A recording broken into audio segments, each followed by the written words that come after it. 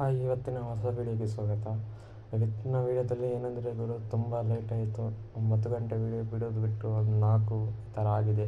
ಈಗ 3 ಕಾಲಾಗಿದೆ ಟೈಮು. ಅದಕ್ಕೋಸ್ಕರ ಏನಾದರೂ ವೀಡಿಯೋ ಮಾಡಬೇಕಂತ ಅಂದ್ಕೊಂಡೆ. ಆದರೆ ಪ್ರಾಬ್ಲಮ್ ಗುರು, ಕಾಲು ಆಚೆ ಇಡ್ಲಿಕ್ಕಾಗಲ್ಲ, ಆ ಥರ ಪರಿಸ್ಥಿತಿ ಗುರು. ಏನಾದರೂ ಬಾಡಿ ಏನಾದರೂ ಏನಂದರೆ ಅಲುಗಾಡಿದರೆ